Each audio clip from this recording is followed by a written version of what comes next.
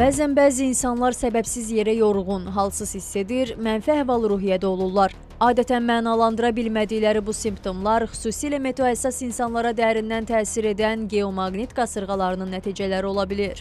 Alimlərin proqnozlarına əsasən yaxın günlərdə günəş fəallığı səbəbilə yerə təsir edə biləcək yüngül maqnit qasırğası qeydə alına bilər. Şamaxı Astrofizika Rəsədxanasının elmi işçisi Aynur Abdulkərimova bu prosesin ciddi fəsadlara səbəb olmayacağını, lakin meteohəssas insanlar üçün müəyyən narahatlıqlar yarada biləcəyini bildirir. Zəif geomaqnit qasırğası ehtimalı var. Bilsin ki, tutaq ki, 2 həftə sonra vəziyyət dəyişsin və tamam başqa mənzərə yaransın. Amma hal-hazırda proqnoz belədir ki, G1 səviyyəli geomaqnit qasırğalar ola bilər mayın axırlarına doğru. Nevroloq Nilüfər Salmanova isə deyir ki, maqnit qasırğası zamanı yer planetinin maqnit sahəsində dəyişikliklər baş verir. Bu dəyişikliklər ilk növbədə ürək-damar sistemi, təzyiq və sinir sistemi ilə bağlı problemləri olan şəxslərdə özünü daha qabarıq şəkildə göstərə bilər.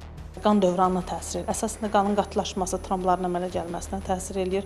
Damarların spazmına gətirib çıxarır, ürək döyüntülərinin artmasına gətirib çıxardır. Parasimpatik sinir sistemi dediyimiz sistem var, bizim sinir sistemi, onu aktivləşdirir.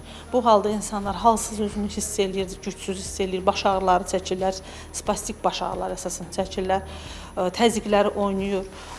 Hipotonik, bu yəni təzyiq yüksək olanların qalxır, bəzi aşağı olanların daha da düşür, belə deyək. Yəni qarışıq bir hallar çizir. Xüsusilə yaşlılar, uşaqlar, hamilələr və xroniki xəstəliyi olanlara bu günlərdə daha diqqətli olmaq tövsiyə olunur. Maqnit dalğaları günəş radiasiyası deyil. O hər yerdə var. Ona görə qapalı yerdə oturmağın burada böyük bir əhəmiyyəti yoxdur. Yəni havada gəzmək daha məntiqlidir. Kontrast duşlar qəbul eləmək bir qrup insanlara, dincəlmək, yatmaq, durmaq, buna diqqət eləməlidirlər. Dərmanları varsa, xroniki dərmanları varsa, onları qəbul etməlidirlər.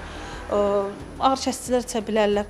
Çox aktiv hərəkətlə məşğul olmamalıdırlar. Çox kompüter, televizor arxasında, telefon arxasında oturmamalıdır. Həkim onu da qeyd edib ki, meteohəssas şəxslər həyat tərzlərinə 2 qat ciddi diqqət yetirməli, daha çox maye qəbul etməli və stressdən uzaq durmalıdırlar.